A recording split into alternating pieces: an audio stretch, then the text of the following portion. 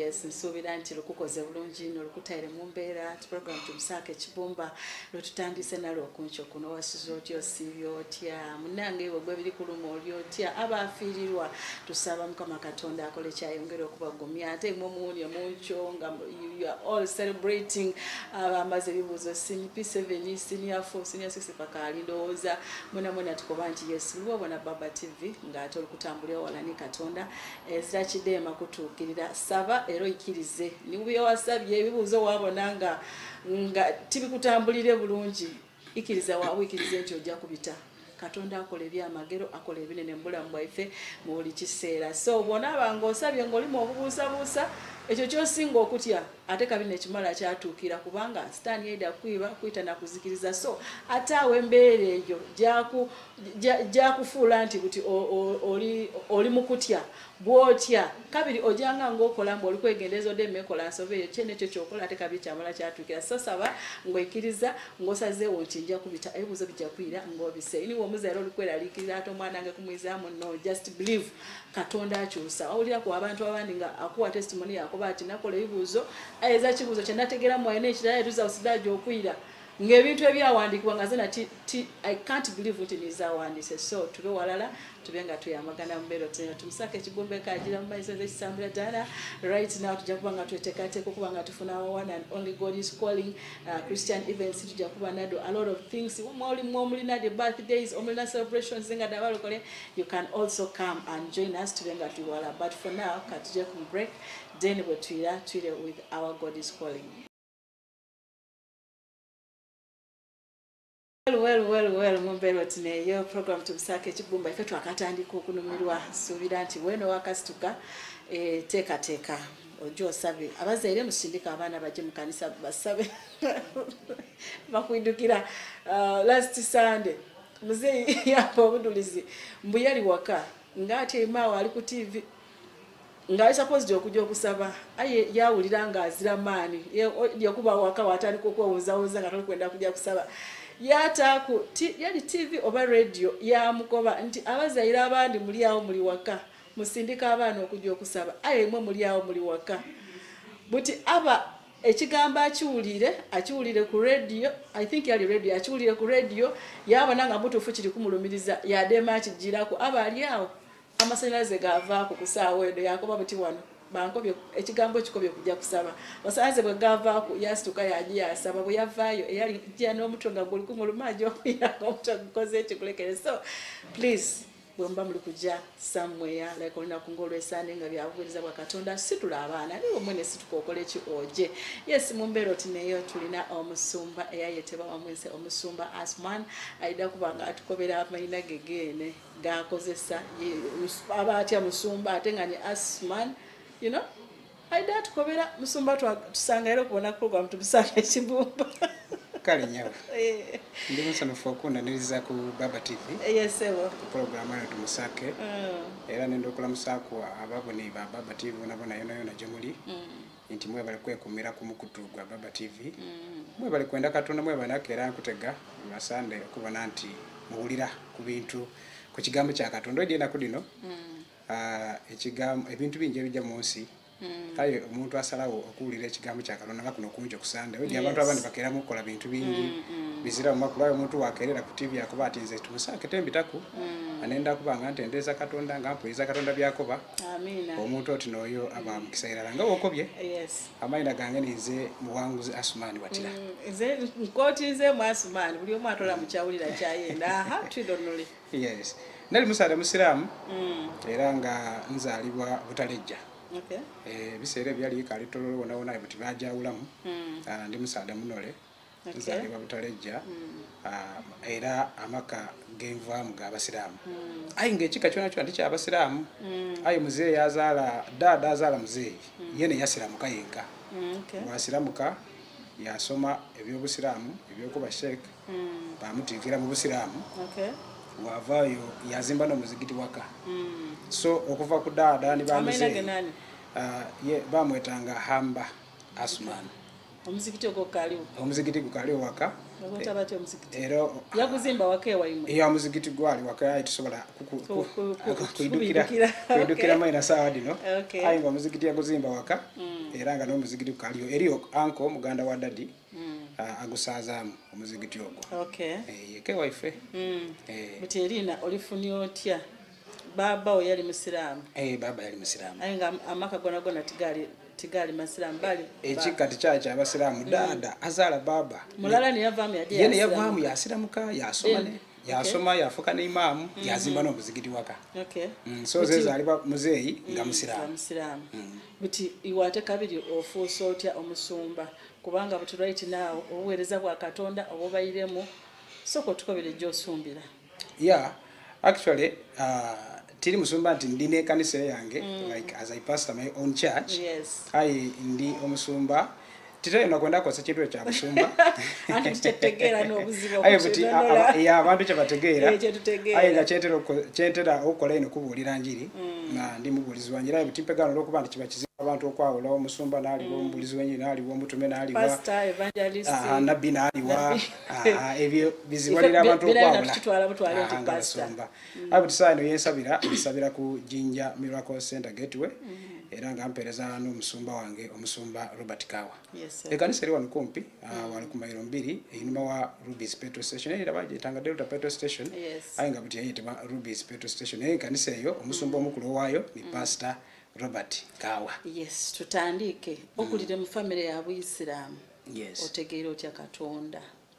Buti wezaliwa muzeeyi nga musiraamu anti ngoide by'abasiraamu bawasaba kazi bangi mama wange bayali wako no bayali wako tano so buti begano wezaliwa mama baya ukandi muzeeyi muzeeyi abantu ali yenka ni mama ngali yenka so nabantu muzeeyi tiafuna bisera kukula naye era obusiraamu tiafuna ino time tiabutegeera kuba buti abasiraamu kyembaidi ko edini batandika okusomesa omwana ngoka ali muto wagema edini wali nunkuza buti we by that time mwali muviro twatuvire ye muzeeyi mami yali abazala abana nga bameka mami yatuzala wa abana in fact yatuzala basatu bana basatu eriyo mukulu wange asooka muwala then izina era ku then omuwala yasembayo so nze najja okuzaalibwa nga mami baawukanye ne muzeeyi nazalibwa nga bakali kwawukana after a short period of time bayawukana Utiwe baawukana ne muzeeyi twaba ne mami twenka nga mami kuba mami yena family java mutali y'abasiraamu so era nga ebyobusiraamu tabitegeera bulungi mwatwala byemusobola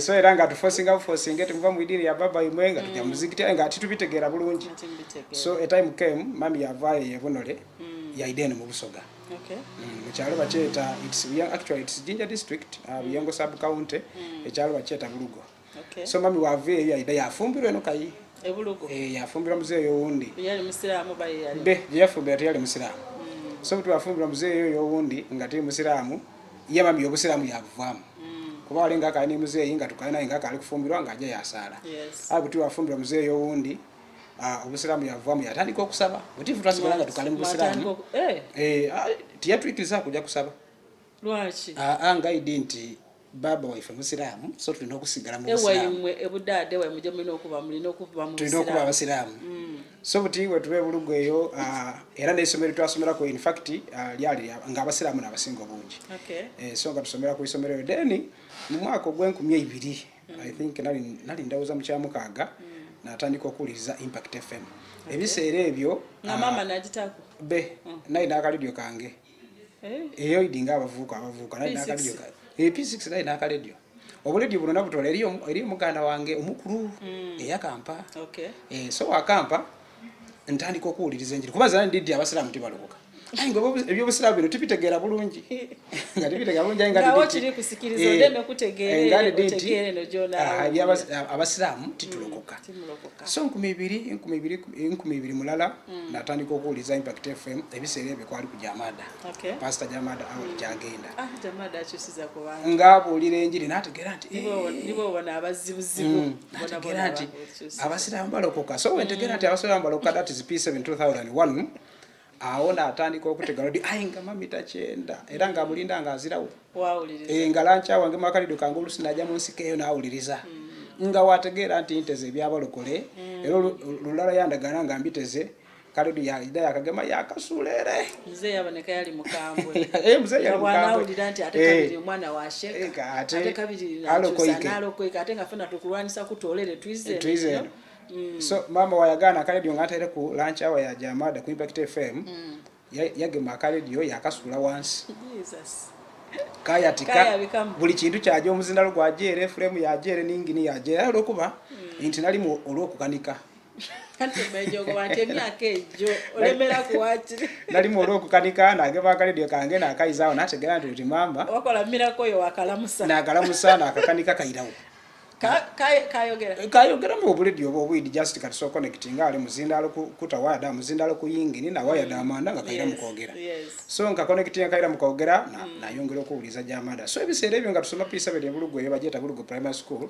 eriyo no muvuko undi ali wakukyale yo bali balokole bana abo mu Church of Uganda so yandagulanga ku word byabana bali akuba yiwasumanu byakulokoka we no bulire njiri nga Jamada ngekyo kinsanusa nganjenda yakuliranga nenda ino ebinjiri yayo ole yali ansinga obukulu yali mukulu twaina mu kibiina kirala nga yemukulu ekyalabyo kusomanga emyaka gigi yanga yemukulu ate nga family yabwe balokole ba mu Church of Uganda nga sala mu Church of Uganda nga balokole so nayongera okuwuliza pasa Jamada n'amala ekyomusanvu ayite alokokerawo wemala ekyomusanvu nawuliranga kigambo wemala ekyomusanvu ningire siniya wano siniya tu ainga ekigambo kyaningira nditi abalokole bakolaki balokoka eranga zena manya abasiramu balokoka eranga kyaningira munakoba nti zena bibalala nalukanga nganga ali kulokoka nganga ali kulokoka so musiniya tu nayenda okwenda otandika osoma Bible nka ali kulokoka ngani muchachi toni nanga yoko muchachi tijanga yonka omusinia tu no muzikiti wa saba na wa injili ya baba na awulira injili ya Jamada kulancha wa Muslim so buti wetuka musinia tu ne muzikiti na lekero kuja nga wali mugezi emyaka ejombo omwana aba ali kuloleza mu byamasanu kusamba mupira kuwulira music dinediri ku enembe edabavubuka ediri ku iwe ngoja otega just one ize nga nenda wanjiri kuwuliza Jamada omusado yona mwenda ino Jamada ni kwebeta okwetebwa kwa Katonda don't just jump from nowhere waloza anti you will be it is a process gradual process yebuti yatambulira ngomu kumyaka ejo ngawe bakobye nti yali radio mwana atako muziki era mule yagwe kubira aye yejanga yawuliza ka radio yako ainga alikulira njiri ya Jamada okitegera ekyo kiba kitulaga kyabazere je tuli nti okuba nga tuyamba ku bana abaana okutegera Katonda kyona nti muzewe nangira mbulokole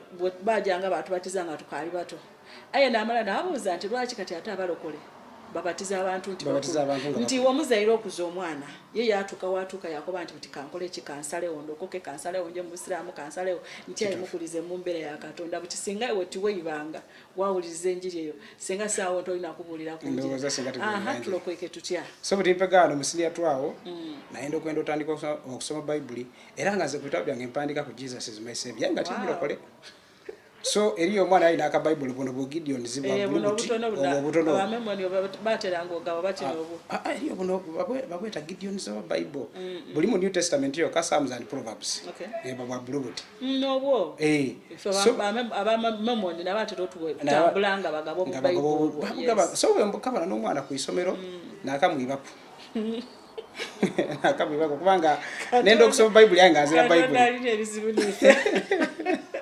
okuya yandira Katonda so enda osoma Bible we mwiba kwa ka Bible ako natandika okasoma nga kali kulokuka so senior 2 senior 3 kakulubiriza ngati Katonda gweibye kwa ate kabita yenda kuiba ate nga koli kusoma mukenda ako kichakwidanga ndiyo maizi owaiba ize naiba bwibe nga nakasabikana bulungi nga nkenda ina ka Bible kanga ako tunaiba kafuka kange era nga nkasoma era zana jokwatula ngeri yeniri already ended kubanga Bible yena gisomanga so senior 2 tyalo ko senior 3 tyalo ko senior 4 tyalo ko then senior 4 chu isomero kuba nasomera buwenga progressive nasomera ko senior mpaka senior 3 then senior 4 chu isomero ndida ku isomero bali tanga ebisere bali tanga Gateway High School ali kuti bali chu saba leta iziti Nyanza International so endira ku isomero lyali lyabalokole ndagana yo fellowship na atandika okusaba n'abalokole ayi nga kali kulokoka ngero kali musira ankali buti musini ya 5 awo senior 6 njandwala nga ndi mu senior 6 ndalwala namala ewiki namba nga tirya nga ndi ku isomero ngato ezira kyolya ko ezira kyenwa aye nga ndi mulamu buti wendwala nga ndi nategera hakoba ndija kufa aye nga ndi mu Bible yange ere ginayiba nasoma nategera nti Yesu n'omulokozi ate awonya nakoba nti buti ekyokuwona naye tikidi nakoba nti buti mpegano ka ndokoke nfe nje mu igulu kubanga ekyo nali bazo ko bali kwenda kufa kujja mu igulu esawe no alituwa obudulizi akali wakali mulamu katuje ku break katono naba twize ate kabiri atutotolere kuva wakomekereza wano twire tovaawo.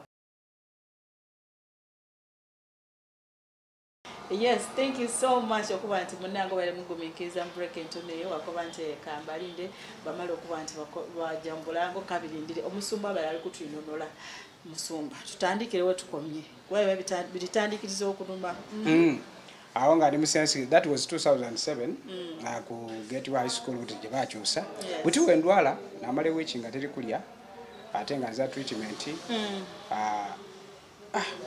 nakoba nti be kandokoke mfe era nze nalokoka kufa kujja mu igulu kubanga ali ndidi ani akulokola olwo buti bwo wali tolya wali olina amaanyi agasituka aganonya alokotya amaanyi nali nago full week ngatilya so buti mpegano wenkoba nti kandokoke mfe nje mu igulu era nali nkawuliriza pastor Jamada kuba pastor Jamada yalwa ku Impact FM lunch hour yalwa kuyirala so buti nakoba nti ayi kanva ku isomero nje mu kyalo ndokokere eyo mfe nje mu igulu mukyale wa mama abe buti mama yali bali bavireyo ene bulugo nga bali kayunga eyo ni muzeyo no gyafumbirwa nga bali kayunga so buti mpega nakoba baganda bange bali eruwero banji so nakoba nti nava ku isomero naja luwero wenje luwero nakoba kanje luwero ndokokere eyo olikuja buluwero kulokoka nakufa nze nje mu igulu kubanga ndi dinti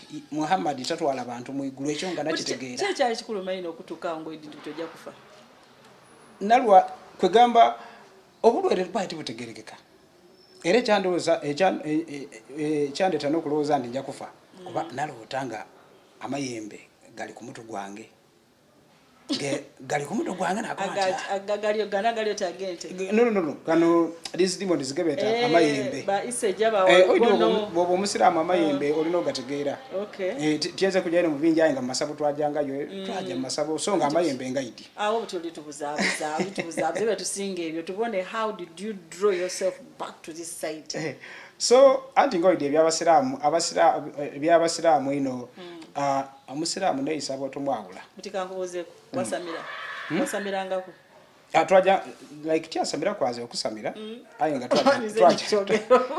twajanga mbasabo okuvanga tukali bato nga muwerekera nga mama aleta abasamize waka bagena amayembe bakola ebintu ebyo okuvanga tukali bato so nga amasabo nga tubibona yeah it is part of us so walo tango olina those demons yes nalo tanga amayembe ago anti gaba mu ndege ngagagembye ngagambukira kugali ku mutwe.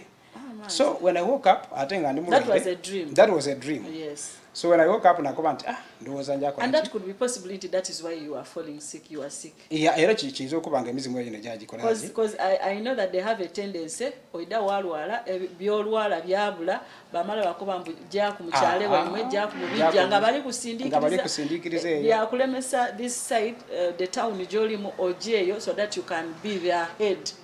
That's what I think I hear of it. Yeah, bitufu. So mutimpagano wendota ntyo nakuba nti butikano kuba nze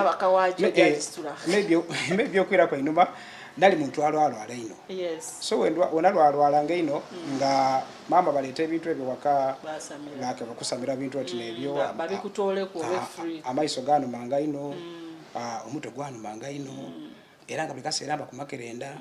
So nensimbu yanumaku ensimbu eyo na mama yagitambulira ino bantu ala ku masabo so ebya masabo ngambiti so buti wendota kumbe byona bili kuida kuiwe because they saw you are going to be a threat in the future you know bina bintu biterenda oku attacking a destiny yo muntu nti katonda abasala onti no Diana was called my dear, you can pass through a lot of things but what I know tubita mu mbeera oti naye tubanga Job nti nisitaani bweyide okumukama yakoba nti jjo okola kyonna kyonna kyosobola aye togema ku bulamu bwe. He will never touch your life bw'abanga yasalawo nti tojja kufa ate ojja kubanga omuweeza butyono bye yabitanga mu ebyo bamutwala mu ebyo bamutwala mu bire still up to right now nti buti yajja mu kyalo okufa aye ate kabi right now ali kukola ki ali kubuulira ekigambo kya Katonda buti bw'otuuka mu kyalo okufa eyo so buti nava ku isomero najja eruweero wenja eruweero era nali nkaino odio aba obulidi hali nkaina bo nga kale kafa nagula akandi kale we kafa ngula akandi so when tuke mu kyalo you are so determined nayatula ani yakwatuza era pastor Jamada jagenda ku radio okay so wenda tula nakoba nti buti mazo kwatula muna we nayatula obulwaire bwako mawo glory be to God obulwaire bwako mawo glory be to God era ebiseera ebyo wenda tulira kuba wendwalira okuba ku isomero nabanga njja n'okufa mami kwegamba olwokuba nti nalwalwalanga ino mami nga ne sente awesiisa nga nene okumpi yali aviireyo ali kayunga so nali mu senior 6 nga tidina kunganja salinga okola ebibuuzo bya senior 6 so wentuuka eruweero mukyalo eyo byetayo tema wendokoka obulwaire bwagolola Katonda yeebale omuntu ogwanumanga gwakomaawo nalotanga misota biki agoma yembye tibeeramu kyeramu kubirota amina so butimpe gano nalokuka kufa aye wenda tula nti obulamu bwange bwakyukira irala era nali nkali eyo mu kyalo bankubera isimu ati asumani idokola ebibuuzo nze tyasasula sente registration glory be to God Katonda byakola ebyo tyasasula sente administration yansasulirawo tegeza wali namugezi ino nali mugezi ino wanga isomero tisobola avayo okuwerera nga ate wena totaire yo efforts nali mugezi ino kusomero era okwida ku gateway in fact okuva ku progressive ebunga okwida ku gateway naida ku sponsorship nze ku gateway tyasasula ku sente kubanga banonyanga abaana abagezi mu masomero nga batusasulira so bulimpe gano wendokoka obulamu bwange bwakyuka omuntu ogwaluma gwalekera byenalotanga nalekera birota amaiso gali gano magona galekera kwegamba nabo nekyukakyuka mu bulamu bwange so naira ku isomero tuwa second term naira ku isomero nabaako nasoma aho natandika okusaba third term twakola ebibuuzo twairayo mu kyalo kobera omuntu ali kubona Baba TV obulungi obuli mukulokoka okulokoka usalawo kulimu ebintu ebirungi bingi actually kubanga nze bwenkobye nsobola okwira mu ekyendo gekyene nti nali amaiso gali gano mabuli kaseera yali ajafuka musamize kachukube yali ajafuka musamize omutwe wensasi alo otatategerekeka misota mayembe bichinga ali kwenda kusabira that's what basically is that tusobola okuba but oyatula byona byali bimuluma tiyatawanika kujja mu idwaliro tiyatawanika kunoonya eddagala tiyatawanika ateka biri mbunje enoonya ebaani abajja okulomba duwa baani abajja okola batimbu ateka bibaleeta abasawo abeere ab'Obuganda ab'Ebusoga ab'Ebunole anti tuli okuba musima ab'Ebunole n'abasinga abasoga n'abasinga kuluka buli omu alina origini ejeva buli omu ebyo ebintu tusobola kuba nti tusobola okuba nga tubyetoola kyetulina okumanya nti sitaani aliwo ne Katonda aliwo it's all about you kikyosalawo yasalawo yakoba nti kankole ki kandatule ntwale Katonda. By that time bwayatula ku radio, did you feel any change immediately there and then?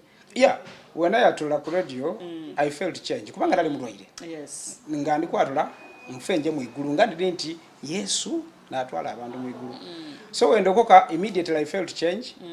Era lokuba nti Bible nali ngisoma ngo bulo kwena bwenda ira nali kugera mu muliro. Immediately natandikira okusaba n'okusiiba. That's why bakoba nti distance is not a barrier. Bwawulira ekigambo kino ku TV kyetwalire salawo mu mutima gwo ko nti kanjendo koke noni omusumba akuli okumpi ojo sabe. Oli kuwuliriza ekigambo kya Katonda ku radio. Ekyo ekigambo Katonda akisindikiire iwe ye yali ku radio yasalawo yakoba nti ndokoike right there and then kasitoba n'okuyikiriza kasitoba ng'oli kutambulira mu butuukirivu bwa Katonda miracles are there abanange diri omusumba yafuna miracles ng'akalina kuba mbu akuze ino ekigambo akitegeere ino mbu ate kabiri musumba ate prophet biki yatwala kuyikiriza okwekigambo ky'omusumba Jamada yayatulirawo there and there was a change wabuzeewe mwene mutima gwo essaawa dino Katonda bw'abaidde okututwala ogoloyira otya if you don't feel nti oyenda okuwaayo obulamu wo ewa Katonda. Yes. Yeah. So wenda okoka obulamu bwakyukira irala kunaira ku isomero tyera mukulwala era ni mama ataine nga byabula okole yatandika okubya yabo nenda bulo it is a miracle. Era nze mama taka spending a cent mama nga yaluka because of me. Wow.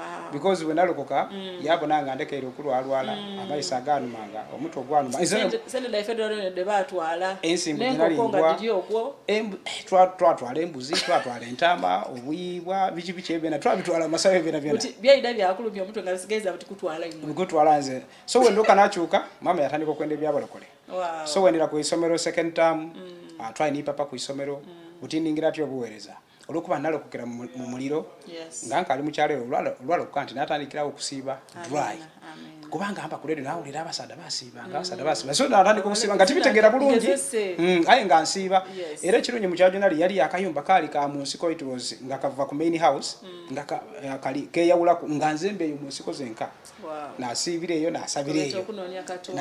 nasabireyo so wendira ku isomero papa twamwetanga papa omusada wende yaningiza obuweereza try to teme mu church ngali kubulira yanondayo papaji bamweta Emmanuel.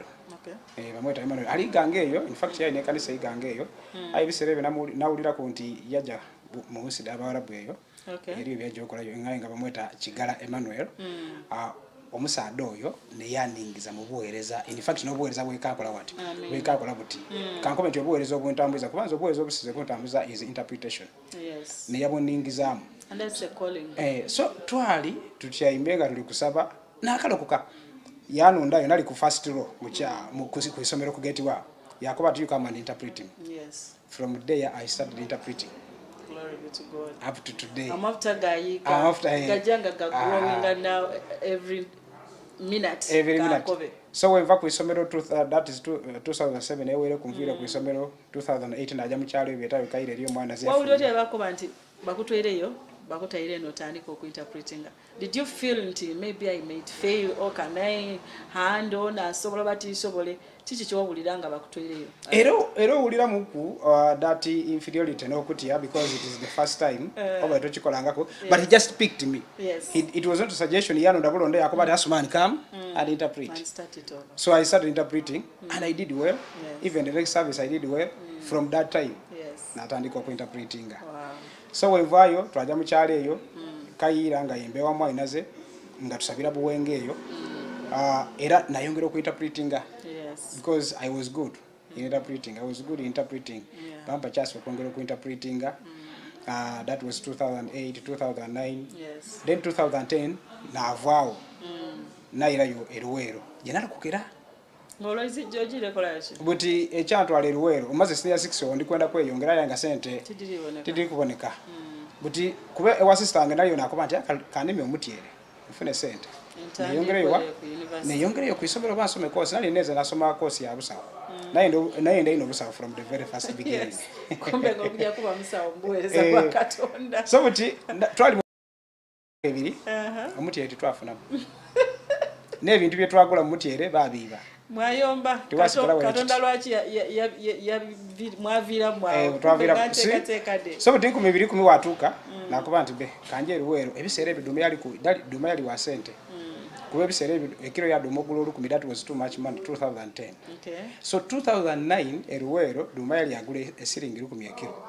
Nakuba nti kanje eruwero nime duma. Wenje eruwero naja kulima duma. Nali maduma amazima gene duma yabala. I got 2023 kilograms. Muhika ibiri. Wow. Aye duma yagwa be yakata eyali agule esiringi 10. Era wako Katondera byange ne byono. Eyali duma yali agule esiringi 10. Yaira ku siringi 5. Jesus. Na tonda duma esi. Oyeruge kwa mkodi mbunga nga toja kugaiga wala osubula majinaso asubula majinaso. Yes.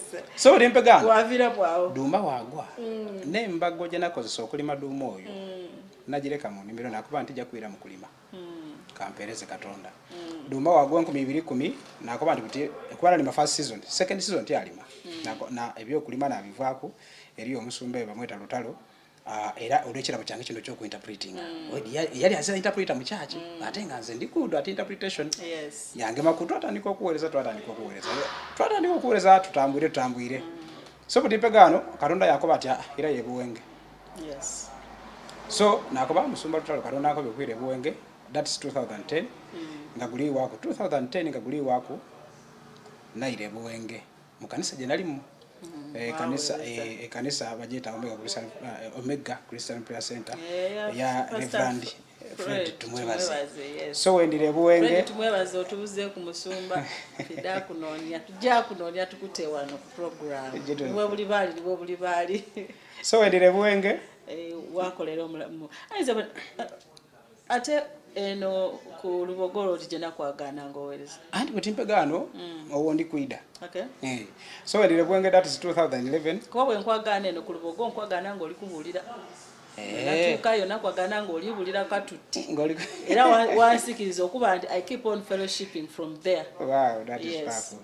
So wendire buwenge mu kanisa y'Omega Christian Prayer Center era olwekira bachange kino ekyo ku interpretinga ino ne kintambuiza mu buweereza so butimpegano wendire buwengera okusaba kwange okusiba nga tirekeranga so butimpegano wendire buwenge ebintu bitambula nonizo mulimo embera yali mbino yabayo omusumbe yandizamu amali akoba asuma ajja kuweereza katonda so nakoba nti kambuze katonda nasibe na kuikumira ina dry wensibe ena kuikumira ina dry wendivamu mama yali akali kayunga wendivamu omwoyo yakoba ati je wa mama so wenje wa mama naye ganayo omusumba yandagulako atolina kuweereza yakoba ati we katonda akweso kuweereza yakoba ati ayo kuba ndali njayanira ino kwira yonsome ngane ndo kusoma nenda kuba musawo ebya omutiere kudemye duma demye katonda anko byokwire buwenge ndiko ndonyo mulimo tirigubona so wenja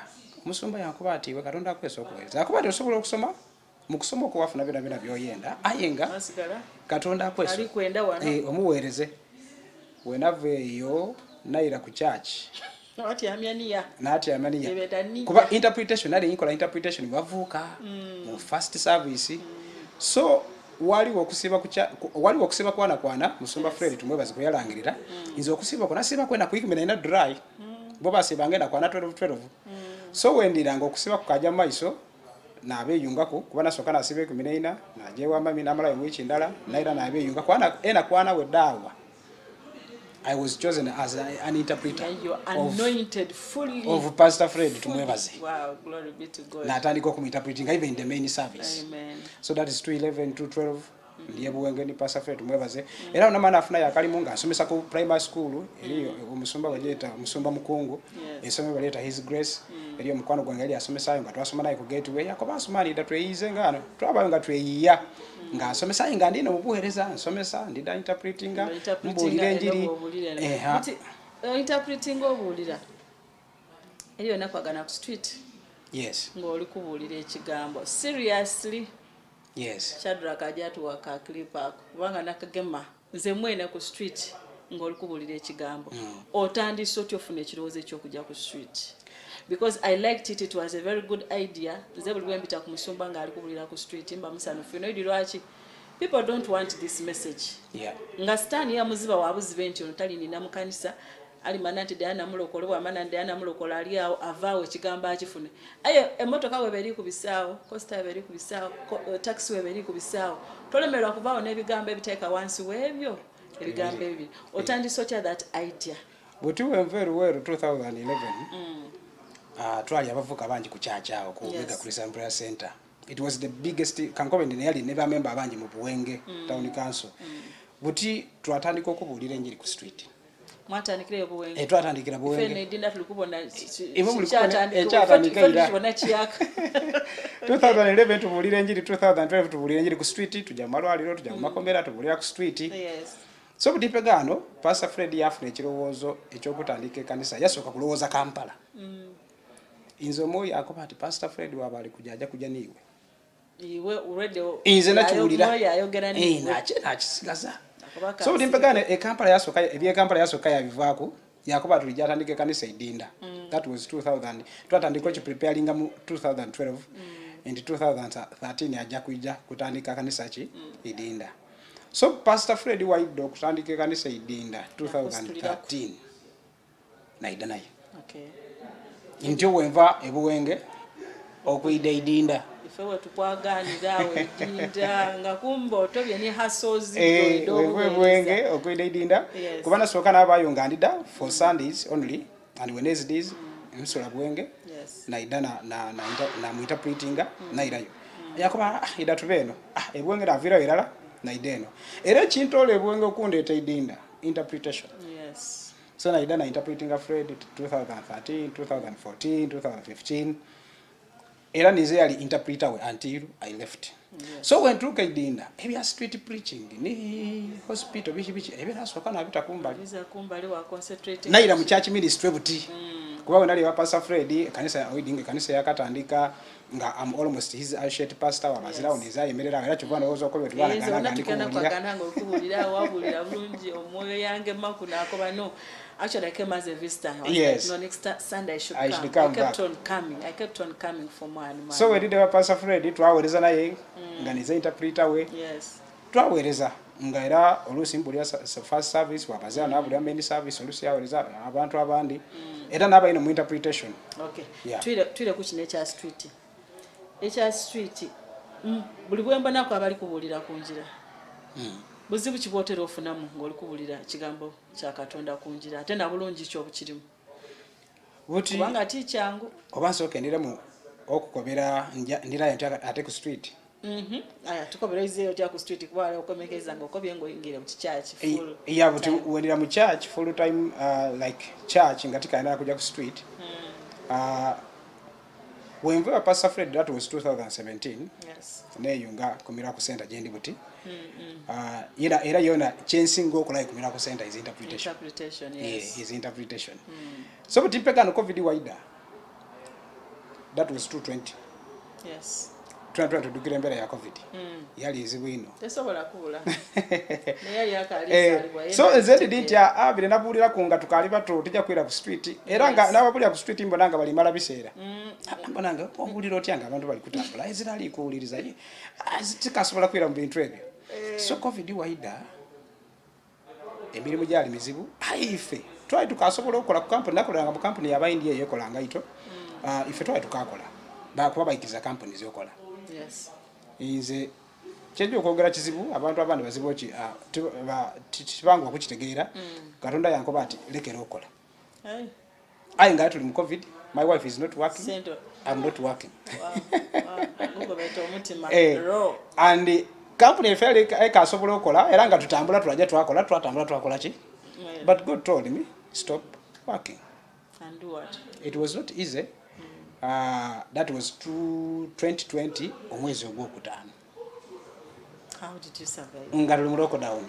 So na kwa mchalanga ndio chidi. Katonda akobye okulekera okola. Tichali changu. Tichali changu. Kalekera okola. Weno okobye ati asazeo ndemekola. So I stopped working. Nalekera ojja company eyo. Natandika oti amawaka and I concentrated. Kwikiriza chikache on God. Aye muna nebaza Katonda nti paka buti have seen the hand of God providing for me and taking us forward.